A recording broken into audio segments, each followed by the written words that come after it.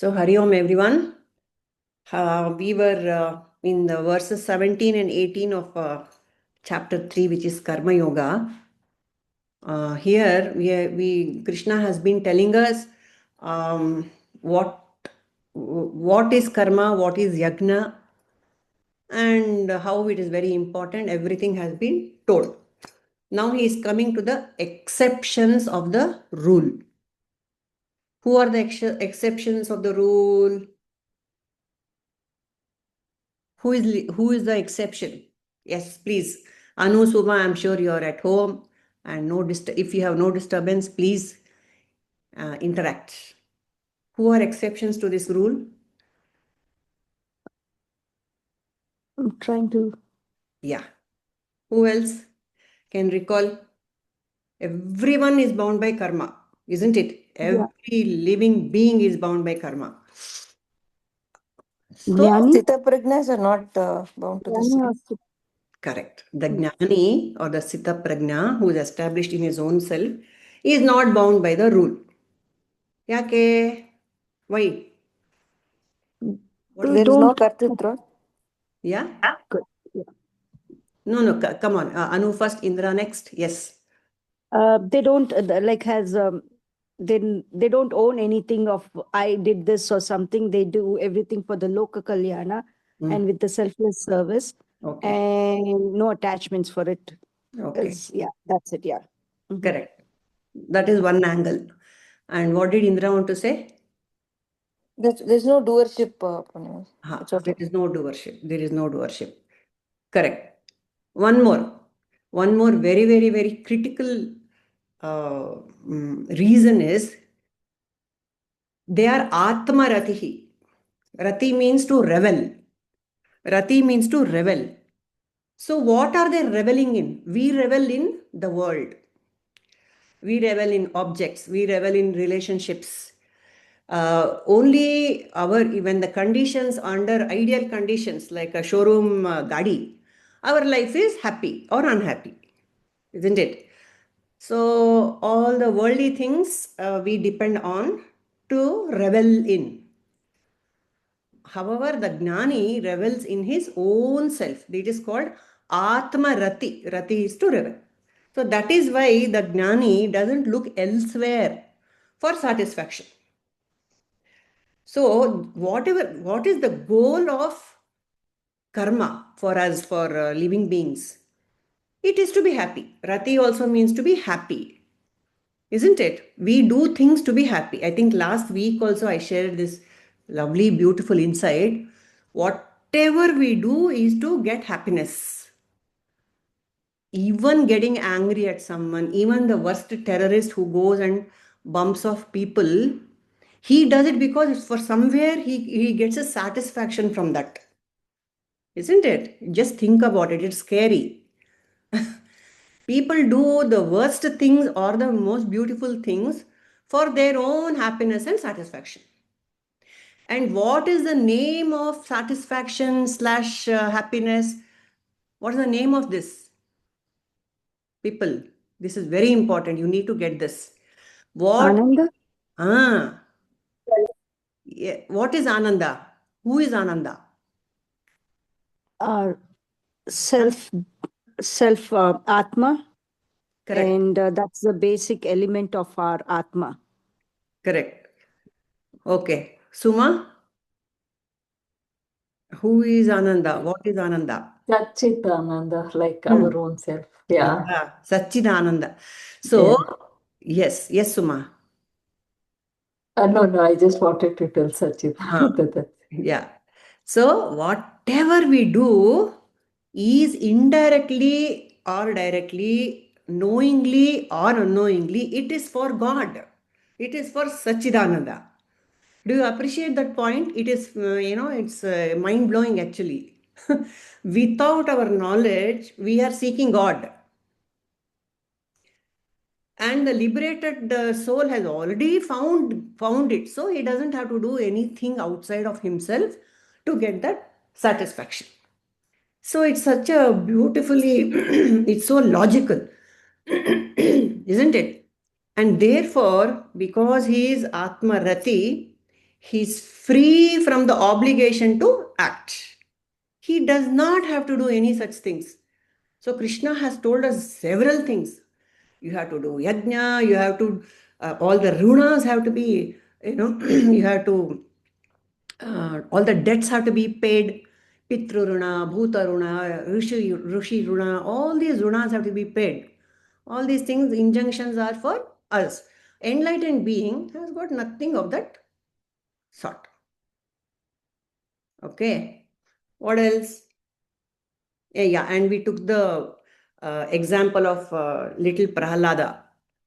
When that Narsimha avatara was taken, everyone was blown out of their mind. They were so scared, and then Prahalada prays, and then he calms Narayana down, and he says, "Please become Saumya." And so Narayana is pleased, and he asks, "What do you want, my little boy?" He said, "No, I don't want anything. I just want your memory forever and ever, forever." That is Atmarati. That's Atmarati. Thank you. And then I have shared this beautiful anecdote once.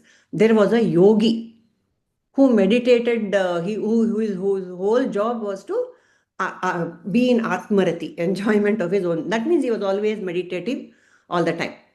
And so once he was a Shiva Bhakta. And so Mother Parvati tells Shiva, "Look, this man is meditating so much. Why don't you go and give him darshan and give him some boons?" He says, Shiva says, "No, he's quite content. People don't always do tapas just to get something. This fellow is quite content, so he's doing tapas." But still she insists. And so Shiva goes down and asks that yogi, "What do you want? You ask me 4 boons." And so that fellow says, "Look, I don't want, thank you for coming, but no thank you. I don't want anything really." But Shiva insists, "No, no, I cannot leave without giving you a boon. My wife will not allow me to do that. She'll be very upset if I go away without that." And so this yogi asked for 3 boons as roti, kapda, makan. Okay, high up in Himalayas, those basic things are only hard to come by, isn't it? There is no food. So he asks, "Little bhiksha every day, please grant me. And something to, stave away the cold, some blanket, let it always be there for me. And some cave where I can rest in the night, please let me find it every day. That is all I need." Then Shiva says, "Tathastu." 4th boon. This man says, "I don't want a 4th boon. No, no, you have to ask." 4th boon is, the yogi asks, "If I ask for anything, don't say Tathastu. Apart from this, basic needs, if I ask for anything else, please do not give me." So this is the sign of an Atmarati. Yes. Amazing. I mean, just to listen to these stories, it is a great, it's inspirational. So wherever this, why does the world not tempt this yogi? Because wherever he opens his eyes and looks, he sees only the self. Yatra yatra manoyatri yati tatra tatra samadhayaha. There itself is samadhi. He looks at something, he goes into samadhi. That is the jnani.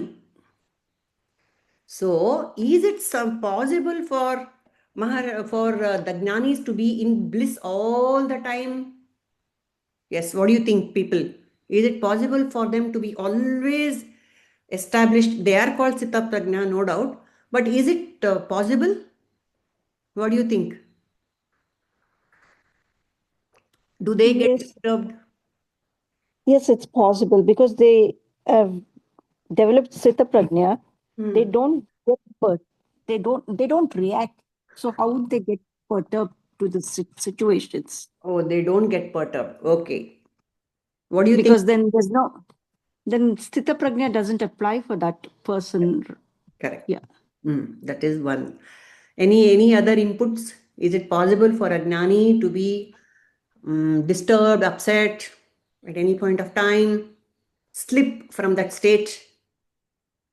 क्या बोलते हो? What do you think? Suma, Indra, Shweta, Sneha, Jayashree. I don't think a Sthita Prajna will slip from that state. Then again, he's not called Sthita Prajna like whatever. Okay. I don't know who said. Yeah. Yeah. But people like us, we are want to always be that way, but yeah, we are always our buttons are given to the world. So forget. You agree, all of you? Okay. See, this is one thing we have to kind of understand. Jnanis do sleep. You know why? Because if they are in Vyavahara, if they're always in Samadhi, always Atmarati. But if they are in transactional world, it is that thoda, that thing will come inside. That the world, whatever it may, they might see Brahman, but in Vyavahara, they're dealing with minds. So when they are dealing with minds, a little bit of the klesha comes in. That's what the Mahatmas say. Like just like how you cannot make ornaments out of 24 karat gold, there has to be some copper in it. Impurity has to be added. For that sake, the jnani will also have something, some rajas and some tamas in him or her to transact in the world. So one should not be upset when you see this, the gnani from your point of view. Oh, he's a gnani, he never got angry. No, it will happen. It's very important for Vyavahara. It is Shuddha Bhakti is not possible in Vyavahara. That is why you have a Manisha Panchakam. What is Manisha Panchakam? Anyone knows? Manisha Panchakam is the 5 hymns which was spontaneously uttered by Shankara when he came across a Chandala on the ghats of Kashi. So what did he do? That means what? He was body conscious at that time.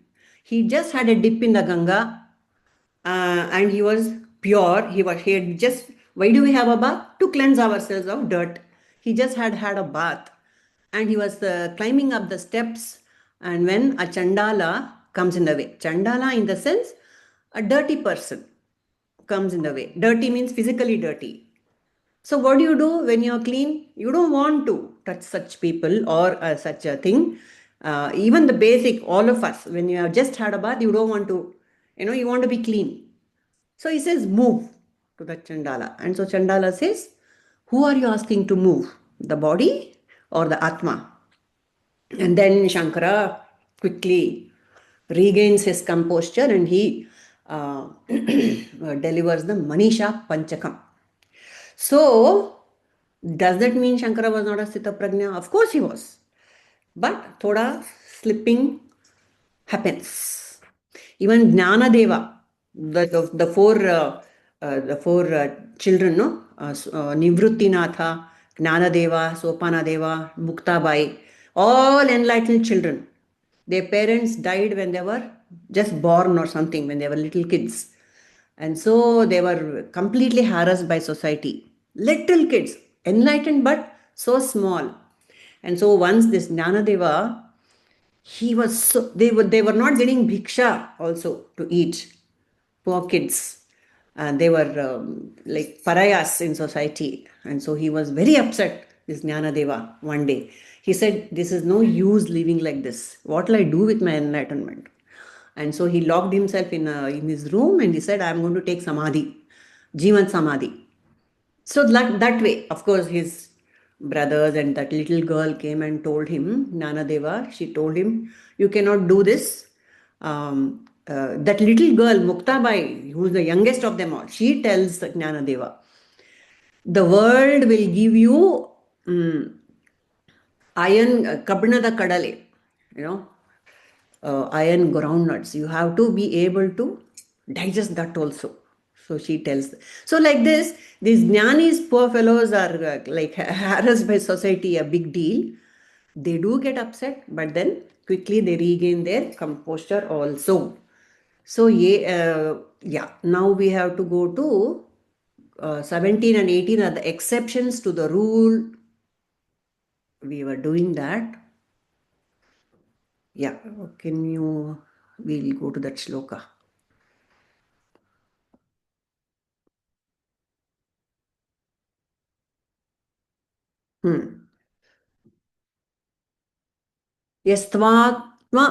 यस्य आत्मरतिरेव स्याद् अमृतश्च मानवः आत्मन्येव च सन्तुष्टः तस्य कार्य न विद्यते. So this Atmarati fellow doesn't have to do any karya. This is what this shloka is saying. Exception to the rule of doing, this, do that. Everything for Chitta Shuddhi, we keep doing hundreds of things. So here they are saying the Atmarati doesn't have to do anything. 18 also is saying the same thing.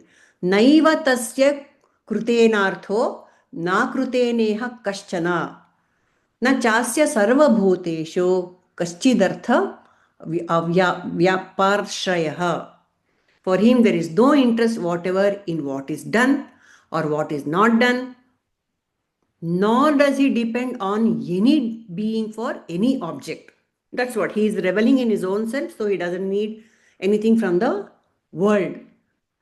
Okay, what else is there? Next, we will see the next loka. 19. Tasmad. So what? Arjuna is now asking, okay, Baba, I understand that you are an Atmarati, my dear Krishna. What's in it for me? What is the teaching for a jaded, faded jiva like me? So here Krishna is saying, Tasmad asaktaha satatam karyam karma samachara. Asakto hi achara karma paramapnoti purushaha. Therefore, always perform actions which should be done without attachment. Same thing. We're coming back to the same teaching again and again and again. For by performing action without attachment, man attains the supreme. Same thing. Let us see some more shlokas and then stop for discussion. कर्मणैव हि संसिद्धिम् आस्थिता जनकादयः लोकसंग्रहमेवापि संपश्यन् कर्तुम् अर्हसि. Now Krishna is giving examples of Mahatmas who are working in the world, though they were jnanis. Like who? Krishna himself. But here in this shloka, they are talking of Janaka and others attained perfection verily by action alone. Even with a view to protecting the masses, you should perform action. So Krishna might ask, why are you still acting then? You have told me so much about, how he's an Atmarati, yet you are up and about doing hundreds of things. Why? So here he will give the answer. Krishna is going to give the answer to all these questions one by one. Few more shlokas on the same line we'll see and then discuss. Yadyacharati shrestha taddadevetaro janaha. This is a very famous shloka. Sayat pramanam kurute lokah tad anuvartate. Yadyacharati shrestha tattadevetaro janaha. Sayat pramanam kurute lokastadanuvartate. People, you can chant this shloka if you wish, because this is a very, yes, Suma. Yeah. यद्यदाचरति श्रेष्ठः तद्देवेतरो जनः स यत्प्रमाणं कुरुते लोकस्तदनुवर्तते. Yes. May I? Yeah, of course. यद्यदाचरति श्रेष्ठः तत्तद्देवेतरो जनः स यत्प्रमाणं कुरुते लोकस्तदनुवर्तते. Mele. यद्यदाचरति श्रेष्ठः तत्तदेवेतरो जनः स यत्प्रमाणं कुरुते लोकस्तदनुवर्तते.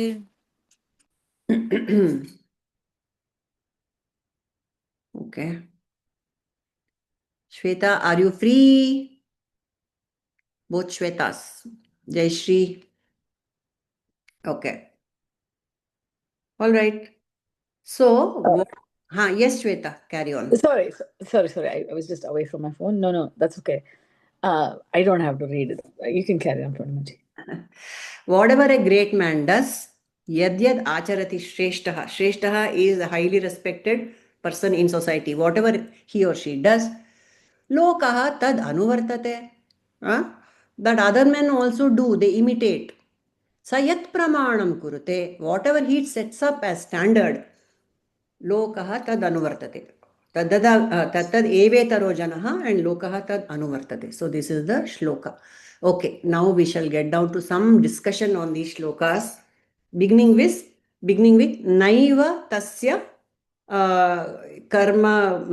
The jnani doesn't have to do karma.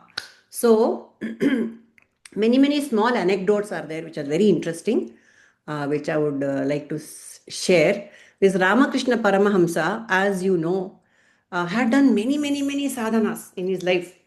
He followed all religions for a certain time. He followed Islam and then Christianity and then Shakta worship and Advaita, everything he tried. And then he decided that everything leads to the same goal. And then he went back to his favorite Kali Puja, isn't it? Then the Ramakrishna had, after Advaita realization, actually, after the final teaching from Totapuri, he was just abiding happily in his own self. And then he had a nephew called Pratap Chandra Hasra. Ramakrishna had a nephew. He had also come from his town, Amarpakkur or whatever, that little town. He had come and he was staying with Ramakrishna. This boy, Pratap Chandra, he was a little mischief maker. He used to misguide people. So when people used to come looking for Ramakrishna, the Mahatma, he would say, I am the Mahatma, come. And he would say some nonsense and drive them away. So the people around Ramakrishna were upset. They told him, why are you keeping this fellow? No, he's driving away devotees. So Ramakrishna says, let him stay. Mother has sent him. Mother means the divine mother has sent him. Okay. He's protecting me from devotees who are not really keen. So his thing was, whoever has to come to me will come. There is no choice. So let him stay. Mother has come. So this Pratap Chandra, so mischievous, he used to advise Ramakrishna also. So he said, you don't, what you call yourself a Mahatma? How will people look at you as a Mahatma? You don't wear any kavi, you don't wear this thing, you don't do any japa. At least have a japa mala in your hand, do some japa. Then they will look at you and they'll say, oh yes, this is a Mahatma. So he actually influenced Ramakrishna also. And then Ramakrishna said, yeah, I'm not doing any japa. What should I do? And so he took up a japa mala and started doing japa. What do you think happened? He threw it away after 10 namas and said, nonsense. I don't need to do japa. This fellow is simply putting ideas into my head. And so he just went back to being very happy in his own self. No japa, no sadhana, nothing. So this is a beautiful example of how a jnani has nothing to do, no sadhana. On the other hand, there are some sannyasis, say from Shungeri Mat sannyasis, they do the Sharada Amba Puja regularly in the temple. They do it. So once Chandrasekhara Bharati was asked, why do you sit and, you're a sannyasi, why do you have to sit and do this puja and all that? So what do you think he said? He said, okay, what else shall I do, you tell me. That is also one angle. If I have this body, as long as the body is there, I have to do something. So I will do puja. Like that. So either way, whether doing sadhana, they are not doing sadhana, it doesn't matter. They are all called asparsha yogis. They are not touched by anything. Asparsha. They are not indebted to the Pritrus or the Devatas or the Rishis or the environment, nothing. Ramana Maharshi had removed his Janivara also. So, for ordinary people, if we don't do the duties given by the scriptures, what will happen? Pratyavaya dosha will happen. Pratyavaya dosha. Adverse effect will come. That is what the scriptures say. You're supposed to do all this, the Naimitika karma, Nitya karma, and all those hundreds of karmas that have been prescribed. If we don't do, Pratyavaya dosha. For example, Sandhya Vandana. See, in the modern context, these are not applicable. But in those times, in the Vedic time, they were all very, very, very important. Once you have been given the Diksha, you better do Sandhya Vandana. Otherwise, Pratyavaya dosha.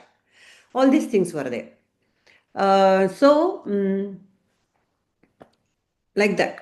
Ramana used to go and cook. So what did he do then? How did Ramana fill up his time? He used to do everything in the ashram.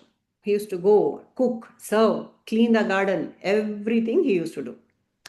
So there is no injunctions for the jnani. What about Krishna himself? Constantly doing things up and about. But he was asparsha. The moment he was born, killing demons. Little child has to kill demons to survive. You know what? There was a very interesting conversation between Karna and Krishna. This Karna was going around with a huge chip on his shoulder. I have been wronged. That was the Karna's constant refrain throughout his life. My parents, मुझे अपनाया नहीं. They abandoned me and I was not given my due place in society. All that he had, this Karna was a huge baggage of, all this is wronged. He was always vengeful, though he was a Dharmatma on one hand. So the Krishna, when he goes, so many parleys were done to prevent the war. Then Karna was tried to, come over to this side. And so when Krishna talks to Karna, this Karna same refrain, blah, blah, blah, blah. You don't know how difficult my life has been and all that. So Krishna said, what about my life? As a baby, I was, threatened. Before I was born, I was supposed to be killed by my mama. Entire life I have been killing demons, protecting my own life and protecting the world, protecting my people. Everything I've been doing. What do you think? My life has been a bed of roses? See, that is the thing. Because Krishna, we always see the picture of Krishna smiling, playing the flute or, very beautiful. I am sure, as an avatar also, so much he had to undergo. It's not that he didn't get angry or anything like that. It was there. So that is what. So that's what Krishna and Karna. Krishna did things, but he did not mind. As a Sarathi of Arjuna, he even bathed and cleaned the horses. Imagine. And he used to clean the stable where the horses were tethered. So many things, this Krishna, really. And the motivation was not at all coming from the mind. Nothing. So it was just a small. Yesterday there was a beautiful talk by Prabhuji. I will share that with you. Okay, it's a very beautifully he explained how karma happens with or without your consent. Karma is always happening, isn't it? In the body, the karma is happening. Lungs are breathing, the prana is coming in and out, the blood is pumping, everything is there. But what is the one thing that makes, what is mithya? He was defining what is mithya. In this whole scheme of things, in our bodies right now, so many things are happening. The words are coming out of my mouth. You guys are all listening. So this is spontaneous action. This is just a flow. This is just the flow of Prakriti. Brahman and the Purusha and Prakriti are acting through all the instruments here. But the ego comes up and says, I did it. The ego comes up and says, I am speaking, I am listening, and I'm experiencing. So that kartrutva and bhoktutva, at the two ends of the spontaneous action, they are the ones which are causing the problem. See, we easily say kartrutva has to be dropped, but this is a very important insight, that pay attention to the flow itself. Pay attention to the flow itself. Then that is pure spontaneous happening. Somebody asked Ramana Maharshi, okay, you are saying that there is no free will at all. Okay, so now I will get up and switch on the fan. Is that it of my own free will? I got up now and switched on the fan. Is that free will or not? What do you think Ramana said? He said, no, it was destined. Imagine, to that extent, what we think the smallest things, is my free will, it's not there at all. Everything is a flow. Everything is destined. That is at the highest level. There is no free will at all. But for us, sadhakas, they will tell, yes, there is free will to the extent that you can choose shreyas over prayas. You can choose at every point of time. You have a choice whether I want to do this or I want to do that. So that we have to assume free will and act at our levels. Otherwise, if I'll slip into tamas. If I say, oh, everything is destined, what shall I do? No. Purushartha is very, very, very important for us. We have to go with that assumption. There is Purushartha. Because why? Why? Because we have this body consciousness. That is why Purushartha is required.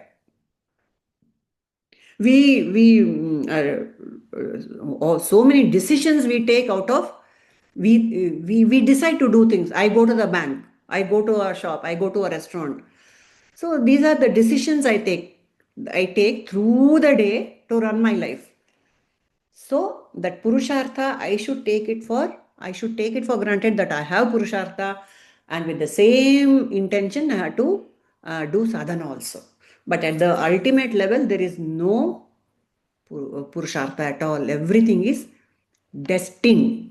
So that is how a Gnani acts. As if everything is, it's just a happening. It's just a flow. There is no doer, there is no enjoyer. They are completely in the flow of things.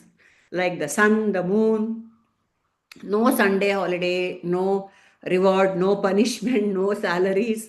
Even if I don't do Surya Namaskara, the sun will rise. See, again, let us not take the devatas for granted. The Panchabhutas, they are extreme. They are the devatas. They are sentient. They respond to our actions. They respond in a beautiful manner. They respond, isn't it? So, like them, how they are continuously in a flow. That is why, as a jiva who has the doership and enjoyership, I have to bring in yajna. Whatever I have to bring in the yajna bhava.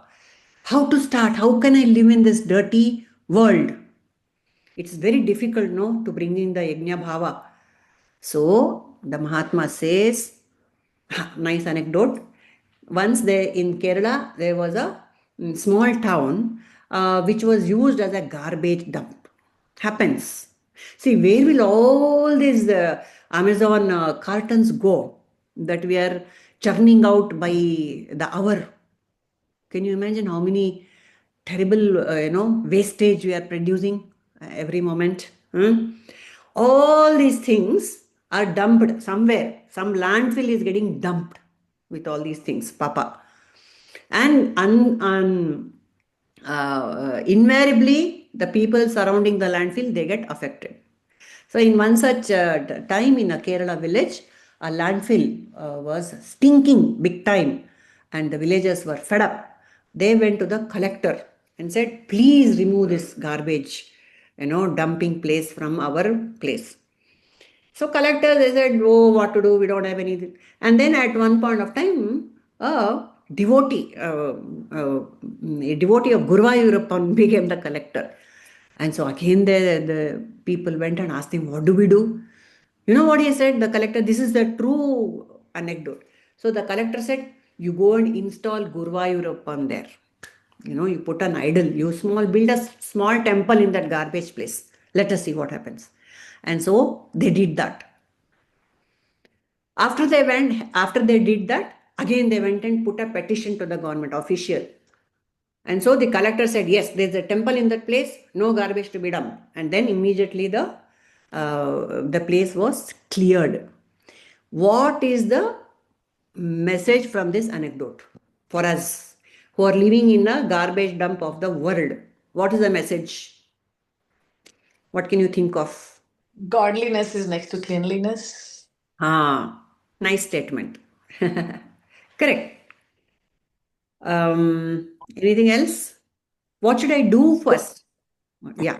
Godliness is rooted in us. I don't think this would have worked anywhere else in the world. I mean, can't say that, but even now, I would say when we don't, it is a long compound and people tend to, repeat themselves there. You find pictures of gods pasted. Correct. So, what is the message for us? When shall we start behaving ourselves, Untara? So sorry, Purnimaji, it was just my instant reaction that just came out. Sorry, I understand your question more. That was just my first reaction. Babra, you discuss, no, not a problem. No. Yeah. So what I'm thinking is, it's like, I think it's I just lost. Pretty much the way, I mean, living in both parts of the world, I just feel like we are not taught self-responsibility and how to take care of our own waste, first of all, right? We always say, other countries are so clean, or they do this, they do that. Even a small kid drops something, the mother picks it up and puts it in trash. She could be a millionaire, a billionaire, or nobody, right? It doesn't matter. You go put trash in a place. You're going in a car, nobody puts trash out. First of all, I think they fine quite a bit here, which is a good thing. Because you're scared. Nobody wants to lose their own money at the end of the day on a stupid fine. It's excessive fine. So because of that, nobody wants to put any junk out of their car.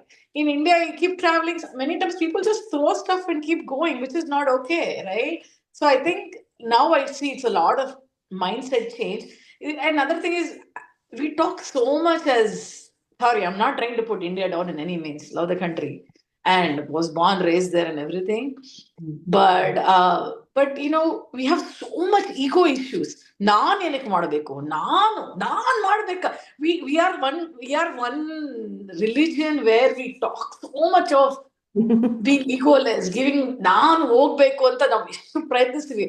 But the most egoistic people I've ever met is our own people, unfortunately. Like here you come, irrespective you're a vice president, a president of a company, wherever, if somebody's moving a cart and they'll come and help you or hold the door or do something, they don't have that kind of distinction, right? There, somebody has to open a car door for this guy just because he owns a title or he has a title. That's bullshit in my mind. Hold a car door for your girlfriend, your wife, your mother. That is different, right? Or you're sick or you can't get down. Yeah, okay. So at the end of the day, unfortunately, until unless you bring a religion, unfortunately, we are so trained to use religion to condition a brain and to condition our thought process and a behavior. So pretty much, what religion tells you to be dirty, is it? I don't understand. We are not using religion to condition our brains. Religion is not telling me to. Nobody, but that's how people just put for example, putting a guard there, right? The collector told him to put a guard. I'm not saying religion. Maybe some kind of bhakti. I don't know. It is to draw people in that path, just to change the place and the surrounding, right? That's what happened there. The example you just gave. So, I mean, how else would It's I a put it? cultural thing, Shweta. It is a cultural thing. Okay. Yeah, See, okay. our country is very, very, very, very dense population. It's hard. Correct, correct, correct. So the same metrics that work in Western country, huge lands you have, and very few people to share it with. Okay, Anu, you want to say something? I was thinking on social responsibility, whether it's east or west, it's personal social responsibility one takes to take care of themselves, environment, house, in and around, whether they are religious, non-religious. Hmm. If we condition ourselves and we get used to it, Hmm. we can implement wherever we are. But that has not been taught in the right way. Some places, I would not say everywhere people don't learn. The right context, if we teach them and if we do, everyone will follow by throwing the garbage in the right places or not throwing it in the, yeah, that's Okay. what I was thinking on. Yeah. Yes, Yeah. Suma. Yeah, the thing is, first we need to correct ourselves. Like we need to change ourselves Hmm. before even attempting to change others. Hmm. Then, it will be easy. Yeah, Yeah. everything starts with me. There's Yeah. no doubt about it.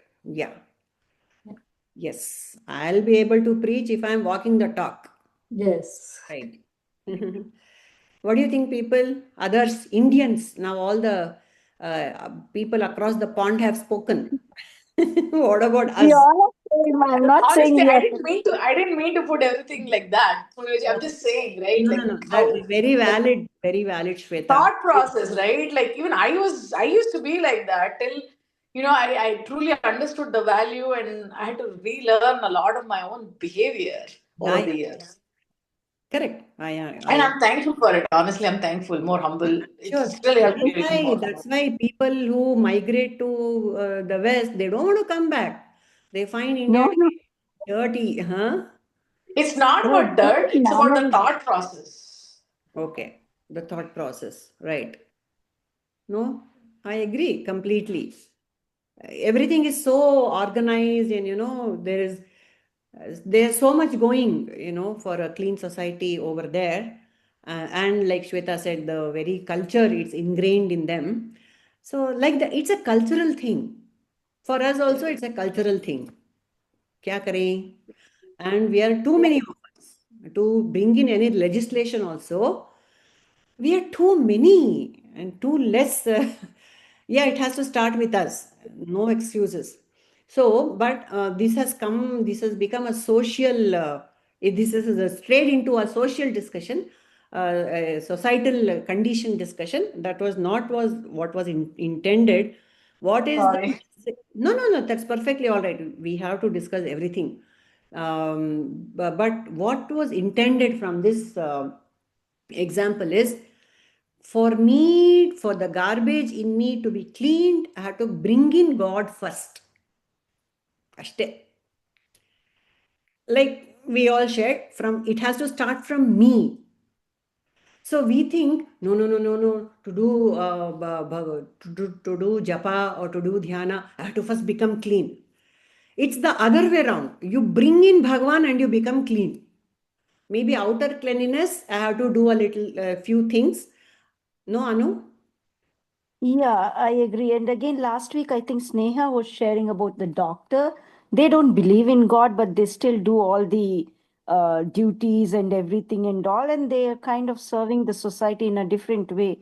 Uh, and they're still taking care of the community by doing their service. Yeah. So, so So for they're already everyone, God is different, or religion is different. correct. Correct. Yeah, Very correct. yeah.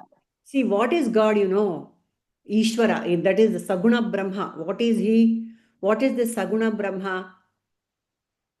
Pure Sattva. That is how I have to relate to with God. God means pure Sattva. If I have to bring God into my life, I have to become more and more and more Sattvic. That is what I have to understand. Otherwise, how else will you bring God into my life? It's easy to say these words can some makers go haywire. What do you mean by saying bring God into my life? Become more and more and more sattvic in nature. That is what it means by bringing God into my life. When you become more sattvic, like Anu and Sneha shared, yes, what else, Anu?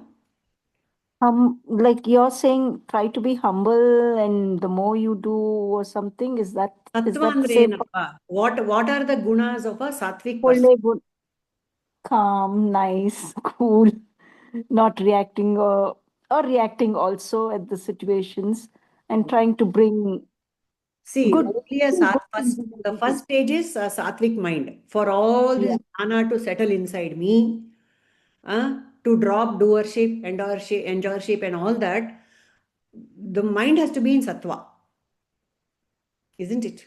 So that is very, right now we are a huge mixture of sattva, rajas, and tamas. Sometimes rajas is overtaking me, sometimes tamas is overtaking me. Predominantly, so all three have to be there to, to operate in the world. But what is my predominant nature? That is important. Is it rajas? I'm the person who wants to always be doing something all the time. I cannot sit in one place. Completely rajasic. That is that kind of. So we have to find out ourselves what is my predominant nature, and that accordingly bring in more sattva. If I want to do this thing, if I want to drop doership, enjoyership, establish more in my own self, more sattva has to be brought inside me. After that, go ahead and do whatever you want in the world, like Krishna. Like, see, in the Bhagavad Gita, they have talked about Janaka. Janaka Maharaja. He was an enlightened Rajarshi, but he was a king all the same. So he was asked, Janaka was asked, look, you're an enlightened man. Why aren't you wearing ochre robes? Why are you sitting? Why are you still wearing the crown and sitting on your throne? You know what he said, Janaka? He said, yes, I also felt that I should take up ochre robes, but I don't know how to beg for bhiksha. As a sannyasi, I have to do that, he said. Shukadeva, Shuka Maharaj asked him. Shukadeva is the son of Vyasa Maharshi. Shuka was born enlightened, and he is very famous for being going around naked. But in the pictures they show a kaupina, but he was not wearing kaupina also. He was completely, as soon as he was born, he started walking away. I don't want samsara, that kind of Shuka. Okay. And once he came to Janaka's asthana and he asked, there was some interaction between them. And Janaka, he asked, why are you still sitting on the throne? You are a sannyasi. You should become a sannyasi. So Janaka says, I don't know how to take bhiksha. And so Shukadeva said, for bhiksha, you don't need a mind. You just go and beg for alms. That's all. So Janaka said, with that little mind, I can rule the kingdom because that's my nature. See the difference. So for Janaka, that Rajas is so natural. He doesn't feel it's a strain to be a king. For Shuka, all this is nonsense. Taking bhiksha and being alone without any clothes, that is natural for him. So after enlightenment, after you're liberated, you go on with your life the way you were before. Ashte. That is the message. That is what Krishna is also saying. Karmanyeva hi sansiddhim asthita janakadayaha. By performing their prescribed duties, King Janaka and others attained perfection. So he is telling Arjuna in the battlefield, you also go and do your duty. You are here to fight, do it, and you set an example for everyone in the world. That is when this yadyadasharati shreshtaha taddad evetaro janaha sayat pramanam kurute lokaha tad anuvartate. Whatever you do, why should I act? If Arjuna asks, he's saying, because people are looking up at you as a hero. Soldiers will abandon also, they will also go back to their homes. What will happen to your great duty? You're inspiring millions to follow your path. That is why the noble characters in our scriptures, they're shown as heroes. Rama, Vigravahan Dharmaha. So he will always behave in a way that people should emulate. That's why all our in advertisement and all, they use celebrities. to endorse a brand, because people will follow. Yadyad acharati shreshtaha, isn't it? So, yeah, this is about this particular shloka. And so, garbage dump, to come back and like conclude, bring Bhagavan into my life, become more and more sattvic. The garbage in my head, around me, though, of course, it will go when you install a Bhagavan. It will go, but it will go to some other place, unfortunately. But in me, to apply in me, when I become more and more sattvic, more and more Bhagavan will be in me. And so, things will start moving. Avaga. I will start living the way I'm meant to. No doership, no enjoyership, like Krishna, like Janaka, like Ramana, like Ramakrishna. So beautiful, no? Just the thought. We can all be in that league. Okay. Shreshtaha. So better be careful, but whom we follow. That's also very dangerous. Okay. Anything else, people, you want to add to this? We can conclude the session. It's already 8.